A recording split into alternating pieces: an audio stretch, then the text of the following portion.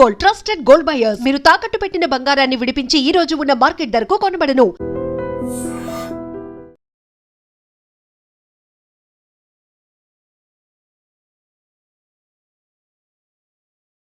బండి సంజయ్ కుమారుడు బండి భగీరథ్కు బెయిల్ వచ్చింది. తాత్కాలిక బెయిల్ ఇచ్చింది మేడ్చల్ మల్కాజ్గిరి కోర్టు. ఈ నెల 16వ తారీఖున ఆయన అరెస్ట్ అయ్యాడు. అరెస్ట్ అయిన తర్వాత కోర్టులో ప్రొడ్యూస్ చేశారు. కోర్టు 14 రోజుల రిమాండ్కు పంపించింది. తర్వాత రిమాండ్ కూడా పొడిగించిన పరిస్థితుంది. అంటే మే 16 నుంచి ఇప్పటి వరకు నెల రోజులు పైగా అవుతుంది. నెల రోజుల పాటు ఆయన చర్లపల్లి జైల్లోనే ఉన్నాడు. నిన్న మేడ్చల్ మల్కాజ్గిరి కోర్టులో వాదనలు అనంతరం తాత్కాలికంగా బెయిల్ మంజూరు చేసింది. మేడ్చల్ మల్కాజ్గిరి కోర్టు తాత్కాలిక బెయిల్ అంటే ఈ నెల 28 వరకు వారం రోజుల పాటు అతనికి బెయిల్ ఇస్తూ జడ్జి నిర్ణయం తీసుకున్నారు. ఈరోజు నిన్న ఉత్తర్వులు వచ్చినాయి. ఈరోజు మధ్యాహ్నం ఆయన బెయిల్ మీద బయటకు వచ్చినటువంటి పరిస్థితి ఉంది. యాక్చువల్గా ఆ బండి భగీరథ్ పోక్సో కేసులో అరెస్ట్ అయ్యాడు. చాలా సీరియస్ ఎలిగేషన్స్ ఆయన మీద ఉన్నాయి. సో పోలీసులు కూడా కొంత ప్రాథమిక సమాచారం సేకరించారు. మరి పోక్సో కేసులో అంత సివియర్ చట్టంలో ఉన్నటువంటి సెక్షన్స్ ఆధారంగా కేసు నమోదైనప్పుడు అంత త్వరగా ఇతనికి బెయిల్ ఏ విధంగా మంజూరు అవుతుంది, దీని వెనకాల ఏం జరిగింది అని కూడా ఇప్పుడు పొలిటికల్గా నాయకులు కూడా మాట్లాడుతున్నటువంటి పరిస్థితి కనిపిస్తోంది. ఎందుకంటే సామాన్యులు ఎవరైనా సరే పోక్సో కేసులో అరెస్ట్ అయితే నెలల తరబడి వాళ్ళు జైల్లో ఉంటారు. బెయిల్ రావడం చాలా కష్టంతో కూడుకున్నటువంటి పని. ఇంత త్వరగా నెల రోజుల లోపే అతనికి బెయిల్ ఏ విధంగా వస్తుందని కూడా ప్రశ్నిస్తున్నటువంటి సిచ్యువేషన్ ఉంది. యాక్చువల్గా మే 8వ తారీఖున పేట్ బషీరాబాద్ పోలీసులు బండి సంజయ్ కుమారుడు బండి భగీరథ్ మీద కేసు నమోదు చేశారు. చాలాసేపు ఎవరైతే ఆ మైనర్ బాలిక తల్లి ఉన్నారో ఆమెని పోలీస్ స్టేషన్లో కూర్చోపెట్టి కొన్ని గంటల పాటు కూర్చోపెట్టి అర్ధరాత్రి దాటిన తర్వాత కేసు నమోదు చేసినటువంటి పరిస్థితి ఉంది. ఆ తర్వాత బండి భగీరథ్కు నోటీసులు పంపించడం, బండి భగీరథ్ నోటీసులకు స్పందించకపోవటం, ఆ తర్వాత ఆయన కోసం గాలింపు చేయటం. మే 16వ తారీఖున అతన్ని పోలీసులు అరెస్ట్ చేశారు. కానీ బండి సంజయ్ మాత్రం అరెస్ట్ చేయలేదు. చట్టం మీద గౌరవం ఉంది, మేము ముందస్తు బెయిల్ పిటిషన్ వేసాము, కోర్టులో ఉంది కాబట్టి బెయిల్ వస్తుందన్నటువంటి నమ్మకంతోనే ఆయన రాలేదు పోలీసుల ముందుకి అని బండి సంజయ్ చెప్తున్నటువంటి సిచ్యువేషన్ ఉంది. అంటే అరెస్ట్ చేశారా లేకపోతే లొంగిపోయాడా, ఈ వివాదం ఇంకా తేలన్నటువంటి సిచ్యువేషన్ ఉంది. దీని మీద ముఖ్యమంత్రి రేవంత్ రెడ్డి గారు కూడా ఒకసారి మాట్లాడారు.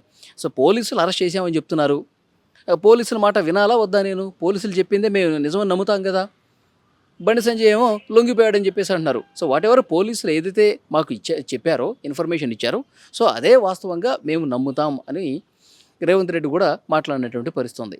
సో ఇప్పుడు ఇంత త్వరగా ఎట్లా బెయిల్ వస్తుంది, దీని వెనకాల ఏం జరిగింది అన్న కోణంలో కూడా ప్రస్తుతం చర్చిస్తున్నారు. ఇప్పుడే బీఆర్ఎస్ నాయకులు ఆర్ఎస్ ప్రవీణ్ కుమార్ కూడా ఒక పోస్టు పెట్టారు. ఆ పోస్ట్ ఏందనేది కూడా ఒకసారి మీకు చదివినిపిస్తాను చూడండి. మొత్తం మీద సీఎం రేవంత్ రెడ్డి గారు మీరు మిత్రధర్మాన్ని చాలా చక్కగా పాటించారు, కంగ్రాట్స్ అని చెప్పి సెటైరికల్గా ఆర్ఎస్ ప్రవీణ్ కుమార్ ఎప్పుడైతే బండి సంజయ్ కుమారుడు బండి భగీరథ్ మీద ఆరోపణలు వస్తున్నాయి అప్పటి నుంచి కూడా చాలా యాక్టివ్గా బీఆర్ఎస్ తరఫున ఆయన మాట్లాడుతున్నారు. ప్రెస్ మీట్లు పెట్టారు, బాధితులతో మాట్లాడినటువంటి పరిస్థితి, వాళ్ళ ఇంటికి వెళ్ళి మాట్లాడినటువంటి పరిస్థితి. సో డెఫినెట్గా కేంద్ర మంత్రి బండి సంజయ్ గారి కుమారుడు బండి భగీరథ్కు నిన్న రాత్రే బెయిల్ మంజూరైంది. హోంమంత్రి రేవంత్, పోలీసులు, ప్రాసిక్యూటర్లు నిందితుడి బెయిల్ పిటిషన్ను వ్యతిరేకించలేదన్నది చాలా సుస్పష్టం. ఎందుకంటే సో ఈ బెయిల్ పిటిషన్ వేసినప్పుడు దాన్ని ప్రతిఘటించాలి ప్రాసిక్యూటర్లు. ఉన్నటువంటి వాళ్ళు సేకరించినటువంటి ఆధారాలు, ప్రాథమికంగా వాళ్ళు ఆ బాలిక స్టేట్మెంట్ రికార్డ్ చేసిన దాని మీద వీళ్ళు చేర్చినటువంటి సెక్షన్లను బేరీజు వేసుకుని ప్రాసిక్యూటర్లు వీటన్నిటిని చూపించి, ఆధారాలను చూపించి ఆ బెయిల్ పిటిషన్ని పూర్తిగా వ్యతిరేకించాలి. కానీ ఇక్కడెక్కడా కూడా గట్టిగా వ్యతిరేకించినటువంటి పరిస్థితి లేదు. సో ఇక్కడ కుమ్మక్కయ్యారన్నది కూడా ఇక్కడ ఆర్ఎస్ ప్రవీణ్ కుమార్ చెప్తా ఉన్నారు. పోలీసులు, ప్రాసిక్యూటర్లు బెయిల్ పిటిషన్ని వ్యతిరేకించలేదు. ఇవాళ ఉదయం ఫార్చునర్ కారులో దర్జాగా వచ్చి చల్లపల్లి జైలు నుంచి ఇంటికి వెళ్ళిపోయారు. తెలంగాణ మహిళలారా, మైనర్ బాలికలారా, మాన ప్రాణాలు కాంగ్రెస్ ప్రభుత్వంలో సురక్షితంగా ఉన్నాయని మీరు ఇంకా నమ్ముతున్నారా అంటూ చాలా సెటరికల్గా ఆర్ఎస్ ప్రవీణ్ కుమార్ గారు మాట్లాడారు. అంటే సామాన్యులకు ఒక న్యాయం, ఇలాంటి పెద్దవాళ్ళ కొడుకులకైతే ఒక న్యాయమా? రాజకీయ పలుకుబడి ఉంటే ఈజీగా బెయిల్ చేస్తుందా? వారం రోజుల పాటు బయట ఏదైనా ఒక సామాన్యుడు ఇదే కేసులో, పోక్సో కేసులో ఒక మైనర్ బాలికని లైంగికంగా వేధించినటువంటి పరిస్థితి ఉంటే ఇంత త్వరగా బెయిల్ వచ్చే పరిస్థితి ఉందా? నెలలు సంవత్సరాలు జైల్లో మగ్గుతున్నటువంటి సిచ్యువేషన్ ఉంది కదా. అంటే ఏ ప్రాతిపదికన ఇతనికి బెయిల్ వచ్చింది? వారం రోజుల పాటు, మళ్ళీ కొన్ని రోజులకి, మళ్ళీ ఒక 10 రోజుల పాటు ఈ విధంగా బెయిల్ ఇచ్చేస్తారా? ఒక ఆడబిడ్డకి ఇంత ఘోరంగా అన్యాయం జరిగితే కనీసం న్యాయం చేయాల్సినటువంటి పరిస్థితి లేదా?